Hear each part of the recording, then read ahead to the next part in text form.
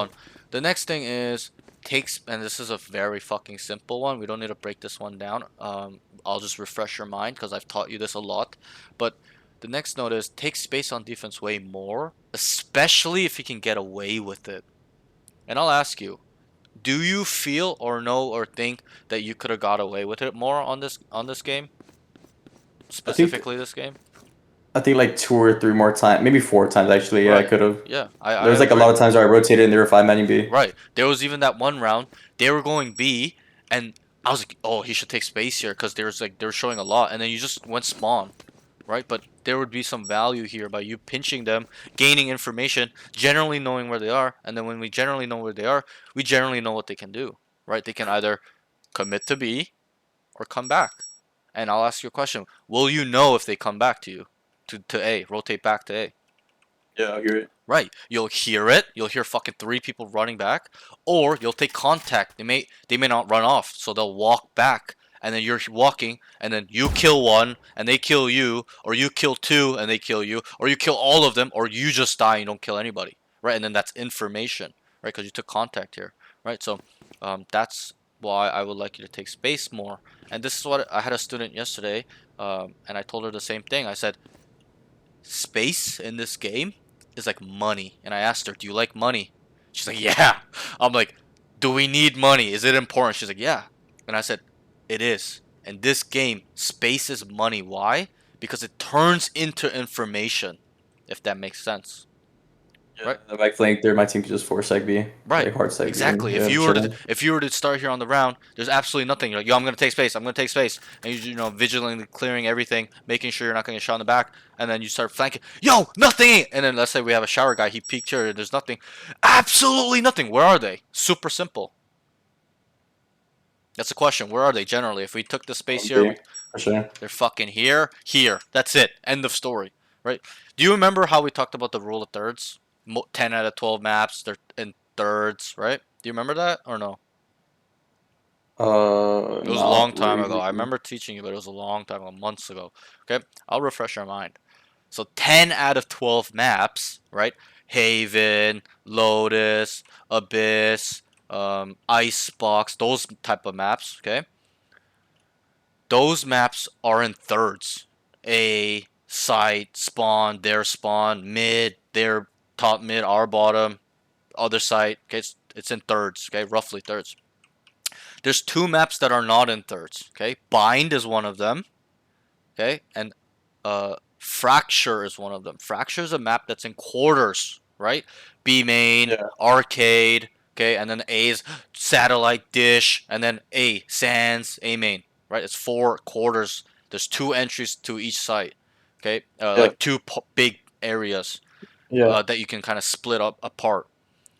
The other map that's not in thirds is Bind. Okay, this is a map that's in halves, not in quarters. It's in two parts, right? yeah, So I'll try to simplify it. So if we took this space, and because it's down, it's directly down the middle, yeah. We right? got one half. Right. If we have one half, obviously we have to kind of make sure we clear shower side a little bit too. But it's I just kind of in my mind it's a half, right? So Yeah, because the point of attack is so limited on bind, it's just literally short. That's it. Like they rotate through short and spawn, right? So if this if we took space and we have this half, like it's automatic, bro. They're in the other half, and then once we know they're in the other half, guys, they're B, they're B, they're B. We gain information. We know where they are, and then off where we know where they are. We know generally what they can do. Guys are gonna either commit or TP back A off, the TPs or you hearing them come back or the contact like I told you. Does that make sense? So yeah, that's why I want you to take space more, and I'll break it down even further in terms of how to do it. Okay. Um, there's a couple. I think I told you a long time ago, but I'll refresh your mind. There's 2 tips I like to tell my students. One is the first one is to listen. Okay, you start here, right? You're like, let's say you made up your mind, like, okay, I want to try to flank this round or see if I can. You start here. You listen immediately. You got to be super sensitive. You got to make sure you hear any noise, any misstep, any utility being winded up or thrown. Okay? And once you do that, let's say we don't hear anything, then we vigilantly start clearing everything. Vigilantly, that's the key word. Making sure nobody is there. Because if we just do the first part where it's like, okay, I listen, okay, absolutely nothing. I go, you're dead. Okay, why? Is because at the higher levels, you won't experience it in your level. At the higher levels, they start contacting more. They're not gonna be running down a short like this. They're gonna be like, and another guy's over there clearing short. They're both gonna be walking up together. So when you only listen and you go and you walk, you're dead. Does that make sense? So that's why I say Yeah. listen and then you vigilantly clear. You make sure they're not walking up because you heard nothing. You need to confirm that there's nothing there, not just assume. Does that make sense? So that's the first tip. The second tip, if you feel in your heart of hearts, okay, in your soul, in your gut, you know they're gonna go B, okay, because we'll even lay down some ground rules where maybe for 5 rounds in a row they went A and we absolutely shitted on them. You know how you experience that sometimes where they went A like 4 times, 3 times, and we just crushed them. Are they gonna come A again? No. And so that obviously that's an assumption, but we can confirm that belief and use that to take space. And I'll explain how. We'll use that example where they went A, we fucking destroyed them. You're like, yo guys, they're going B. Go 3B this round, right? Whatever. You may even say that. Start stacking B. Okay? And you sit here, you listen, nothing. Your teammates go, yo, lots B. What does that tell you? Heartbeat. Right. That takes space. Doesn't that confirm your belief that your read that you knew they were gonna go B? They're like, yo, three Yeah. hookah. You're like, perfect. My read was correct. Then we start visually clearing and start going immediately. Does that make sense? And it's vice versa. Yeah. And sometimes for me, the conditioning aspect's not there. As in, like like they didn't even go A 3 times and we shit on them. Sometimes I have it in my gut. I have a read. Like we didn't shit on them 4 rounds in a row. I'm like, oh, they're going B A 100%. Okay, but it's like sometimes I get these reads, this gut. It's through experience for me. Everyone's a little bit different, but I'm just like, yo, I feel like they're gonna go A here because if they go B, it's a little bit like I start thinking about what their choices are. I put myself in their shoes, their comp, what they like to do, their style, the individual tendencies and frequencies as a enemy player. And I'm like, yo, I feel like they're gonna go A. And then I start here, I listen, and my teammate's like, yo, a lot short. I'm like, perfect. I made the right read. And I just immediately sometimes when I look at the minimap and they're like, a lot short, and they give me the information where it's like 4 short, 5 short, or they're like, 3. Sometimes I'll just run out. I'll just start running, quick clearing everything. And I just try to take the space as fast as I can, up until where I think they'll be sitting around, and I start walking. Okay. Does that make sense? Any questions with those two tips and how to, why taking space is important, how to do it, stuff like that? No, you pretty much laid it out. I got it. Okay. So, with that note, I would like you to use this at your disposal. Okay. There's so many times here on short or, even shower, okay, where you can just take that space because there's nothing happening, but you're just here. AFK stuck in this position because whatever you were too worried, stuff like that. Okay, but Yeah. even on short, like here, you listened and you just sat here, right? Just have a presence. Just go for it. Sometimes there's a mental side that I know 99% people struggle with. They're scared. They're scared to die. There's unknown. It's very uncomfortable. Even me in the beginning when I started taking space to get better at it, I just did it. I didn't care. I literally took my knife out and did it after I had to read because I'm like, I don't care. I don't care if I die. I'm just gonna go as fast as I can. And once I did that, I started building upon like, okay, I shouldn't have my knife out here. Okay, there probably likely people like to play here a lot in my elo. I'm gonna have my gun out, and that became a habit where anytime I round a corner when I'm taking space or flanking, I always take my gun out when there's like a area where they're gonna hold or see or look where I am. Okay, I'll be like this, and I'll take my knife out, and I'll go like this. Okay, nobody's there. I'll maybe take my knife out again, or clear this, and then take my knife. I'll come away from the line of sight. I'll come close to walls, take my gun out again, clear. Okay, and then like I'm always looking at the mini map as well to gain information on their positioning. Okay. Also, on top of this note, I feel like your positioning, starting the round, that's the keyword, it's too passive. Where do you start on the start of the round on A? Right here. Right here. Okay. Here. I want you to be a type of player where the barrier is here, right? Take this risk, even though you're a smoke player. Come here.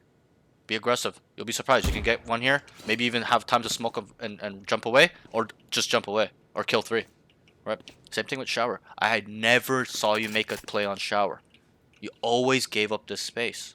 You need to know how to be aggressive, because when you're aggressive in positioning, aggressive, I'm not saying aggressive running it down, aggressive in holding down things, okay? What is that? It's information, it's money, it's a money, and then also it gives you decisions or options later down the line. For example, let's say we started here, started around, nothing's there.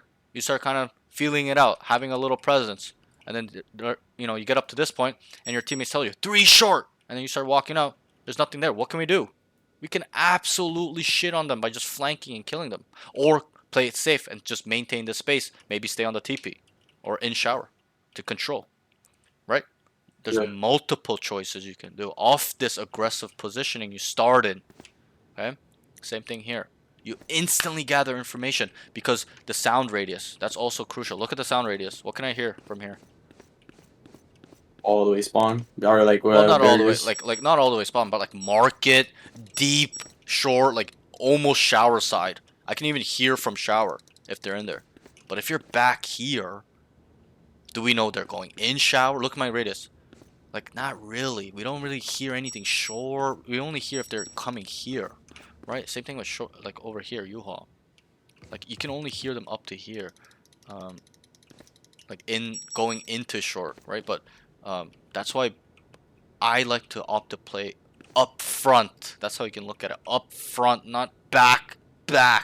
You know, in the back, right? So, and then why I'm bringing this up as well is because the taking space part is incorporated with playing aggressively in positioning. If you're aggressive in position, it's super easy to take space, right? With the tips I showed you, with nothing's happening, stuff like that.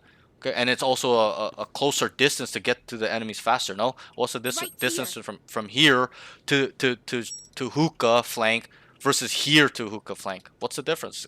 Seconds, five Yeah. seconds. But that 5 seconds can make all the That's difference. huge. It's huge. It could be the difference between you literally getting around this corner, seeing 3 people with their back turned to you, and you kill them all, or you just being here, like here, and you're like, oh my god, I'm behind him, and they come out because you're too late, right? It's too slow. You're too behind in movement. So that's that. Okay. Any questions? I got it. I get you for Yeah, sure. and then I can show you it on B too. Don't just start here, which like most people do.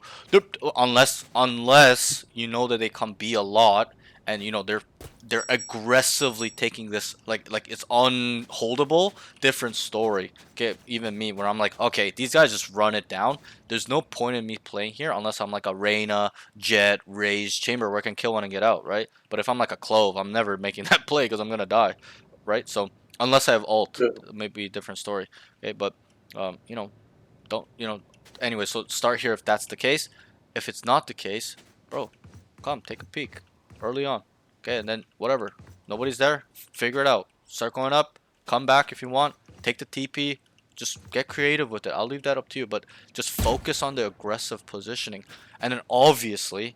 By aggressive positioning, I don't mean by you just fucking AFK sit here forever. I think a lot of people will interpret it like that, where I'm like, aggressive positioning.